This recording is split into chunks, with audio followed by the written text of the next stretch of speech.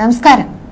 തെരഞ്ഞെടുപ്പ് തോൽവിക്ക് പിന്നാലെ വോട്ടർമാരെ തന്നെ വിമർശിച്ച CPM നേതാവ് MM മണി രംഗത്ത് വന്നിരിക്കുകയാണ്. പെൻഷൻ ഉൾപ്പെടെയുള്ള സർക്കാർ ആനുകൂല്യങ്ങൾ സ്വീകരിച്ച ശേഷം ഇടതുപക്ഷ ജനാധിപത്യ മുന്നണിക്കെതിരെ വോട്ട് ചെയ്തുവെന്ന ആരോപണമാണ് മണി ഇപ്പോൾ ഉയർത്തിയിരിക്കുന്നത്.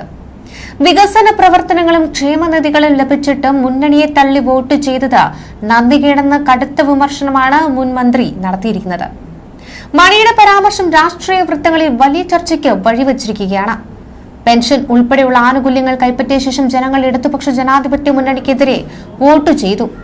ഈ ആനുകൂല്യങ്ങളെല്ലാം വാങ്ങിച്ച് നല്ല ഭംഗിയായി ശാപ്പാട് കഴിച്ചിട്ട് ഏതോ നൈമിഷിക വികാരത്തിൽ മറിച്ച് വോട്ട് ചെയ്തു. വികസന പ്രവർത്തനങ്ങളും പെൻഷനും കൈപ്പറ്റിയവർ മുന്നണിക്കെതിരെ വോട്ട് ചെയ്തത് നന്ദികേടെന്നാണ് ഇത്തരത്തിൽ MM മണി പറഞ്ഞിരിക്കുന്നത്. തദ്ദേശ തെരഞ്ഞെടുപ്പിൽ LDFന് തിരിച്ചടി ഉണ്ടായതിന്റെ കാരണം പാർട്ടി എന്ന നിലയിലും മുന്നണി എന്ന നിലയിലും വിശദമായി പരിശോധിക്കുമെന്ന് MM മണി പറഞ്ഞു.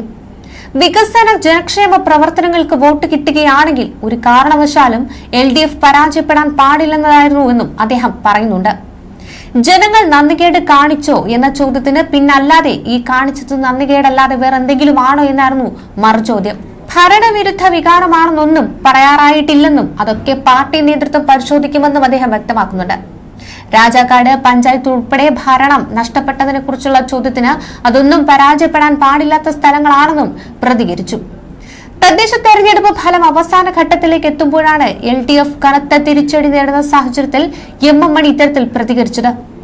വോട്ടർമാർ നന്ദികേട് കാണിച്ചുവെന്നും MM മണി വിമർശിച്ചു. ഇതെല്ലാം ഭംഗിയായി, അതായത് നന്നായിട്ട് തന്നെ വാങ്ങിച്ചുകൊണ്ട് നന്നായിട്ട് തന്നെ പുട്ടടിച്ചു എന്ന് അങ്ങ് വിമർശിക്കുകയാണ്. ക്ഷേമ പ്രവർത്തനങ്ങൾ, റോഡ്, പാലം, വികസന പ്രവർത്തനങ്ങൾ, ജനക്ഷേമ പരിപാടികൾ ഇതുപോലെ കേരളത്തിന്റെ ചരിത്രത്തിൽ നടന്നിട്ടുണ്ടോ?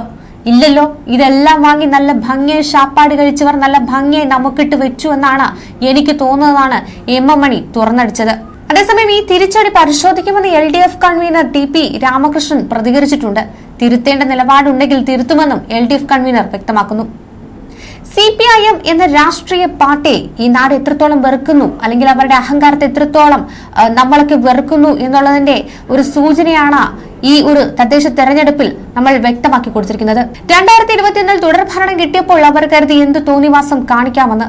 ആ തോന്നിവാസത്തിന്റെ ഭാഗമായി അഹങ്കാരം തലയ്ക്ക് പിടിച്ച് ഈ നാട് അവരുടെ കാൽക്കീഴിലാണ് എന്ന് കരുതി അവർ ജീവിച്ചു പോവുകയാണ്. മുഖ്യമന്ത്രി പിണറായി വിജയനോട് അടുപ്പമുള്ളവരൊക്കെ പറയുന്നത്, മുതിർന്ന പല സിവിൽ സർവീസ് ഉദ്യോഗസ്ഥരും പറയുന്നത് ഈ തുടർഭരണം ഇനിയും ഉണ്ടാകുമെന്ന കാര്യത്തിലാണ്. ഇനി CPM മാത്രമാണ്, അല്ലെങ്കിൽ CPMന്റെ കാലമാണെന്ന അമിതമായ ആത്മവിശ്വാസത്തിലാണ് പിണറായി മുന്നോട്ട് പോയിരുന്നത്. ആ ആത്മവിശ്വാസത്തിന്റെ കടക്കിലാണ് ഇത്തരത്തിൽ ജനം കത്തിവച്ചിരിക്കുന്നത്. അല്ലെങ്കിൽ ആത്മവിശ്വാസത്തിന്റെ തലച്ചോറിലേക്കാണ് കൂടം കൊണ്ട് ഇപ്പോൾ ഈ നാട്ടുകാർ തല്ലിയിരിക്കുന്നത്. വല്ലാത്തൊരു വീഴ്ചയാണ് CPMന് സംഭവിച്ചത്. അന്തിമ ഫലം പുറത്തു വന്നിട്ടില്ല, പക്ഷേ വലിയ അട്ടിമറിയൊന്നും ഇനി സംഭവിക്കാനും പോകുന്നില്ല. ചരിത്രത്തിൽ ആദ്യമായി CPIM പൂർണ്ണമായും തദ്ദേശ സ്വയംഭരണ സ്ഥാപനങ്ങളിൽ നിന്നും ഇല്ലാതാകുന്നു. പകുതിയോളം ഗ്രാമപഞ്ചായത്തുകളും പകുതിയോളം കോർപ്പറേഷനുകളും ജില്ലാ പഞ്ചായത്തുകളും ഒക്കെ പിടിച്ചാൽ CPMന് അവിടെ നിന്ന് പിടിച്ചു കയറാൻ അറിയാം. എങ്കിൽ പോലും CPMന് അത് തിരിച്ചടിയാകും. കാരണം നിലവിൽ CPMന് മുന്നിൽ 2 ഭൂരിപക്ഷമാണ് തദ്ദേശ സ്വയംഭരണ സ്ഥാപനങ്ങളുള്ളത്. ആത്മവിശ്വാസത്തോടെ തന്നെയായിരുന്നു CPIM ഇക്കുറി രംഗത്തിറങ്ങിയത്. പിണറായി വിജയൻ ഗൾഫ് രാജ്യങ്ങൾ ചുറ്റിക്കറങ്ങിയപ്പോൾ സഖാക്കൾക്ക് വീടുകളിൽ കയറാനൊക്കെ ഭയമായിരുന്നു. അത്രമാത്രം ജനങ്ങൾ വെറുത്തു. ശബരിമല യുവതീ പ്രവേശന വിഷയം, ഹിന്ദുക്കളെ മറ്റു വിഷയങ്ങൾ മുസ്ലിങ്ങളെ വെറുപ്പിച്ചതിനൊപ്പം മധ്യ തിരുവിതാംകൂറിലെ ക്രൈസ്തവരും CPMന് പണി കൊടുക്കാൻ തീരുമാനിച്ചു. ഒരേ സമയം കേരളത്തിലെ ഹിന്ദു, മുസൽമാനും ക്രിസ്ത്യാനിയും ഒക്കെ CPMനെതിരെ തിരിഞ്ഞു. അതിന്റെ ഫലമാണ് ഈ തിരിച്ചടി. എന്തു സാഹചര്യത്തിലും CPIM വിജയിക്കുന്ന ഈ തദ്ദേശ സ്വയംഭരണ തെരഞ്ഞെടുപ്പിൽ ഇത്രയും വലിയ തിരിച്ചടി കിട്ടുകയായിരുന്നു. കേരളത്തിൽ അങ്ങേയറ്റം ഇങ്ങോളം BJP വലിയ തോതിൽ തന്നെ സ്വാധീനമുണ്ടാക്കി. ഇങ്ങനെ നോക്കിയാൽ കേരളത്തിൽ അങ്ങോളം ഇങ്ങോളം CPMന് വലിയ തിരിച്ചടി തന്നെ ഉണ്ടാകുന്നു. MM മണിയുടെ വിമർശനങ്ങൾക്ക് നല്ല പച്ച മലയാളത്തിൽ തന്നെ കേരളത്തിലെ വോട്ടർമാർ മറുപടി നൽകിയിട്ടുണ്ട്. അമ്മയുടെ വീട്ടിൽ നിന്നാണ് കൊടുത്തതെന്ന വിചാരം വേണ്ട. അത് തന്റെ ഔദാര്യമല്ല, ജനങ്ങളുടെ അവകാശമാണ്. ഒന്ന് തോൽപ്പിക്കാൻ ജനങ്ങൾ കുറെ ആഗ്രഹിച്ചതാണ്.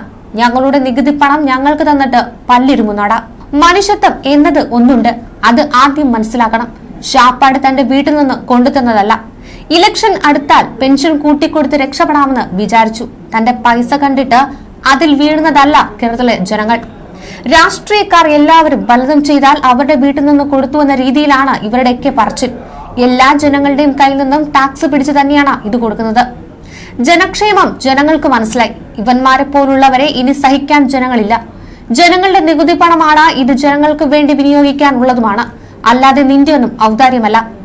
ഇത്രയും നാണം കെട്ട ഒരു പാർട്ടി ലോകത്ത് എവിടെയും കാണില്ല. മണിയെ പോലുള്ള MLA-മാരെ ഇനിയും വിജയിപ്പിക്കണം. ഇതാണ് യഥാർത്ഥ കമ്മ്യൂണിസ്റ്റ് നേതാവ്.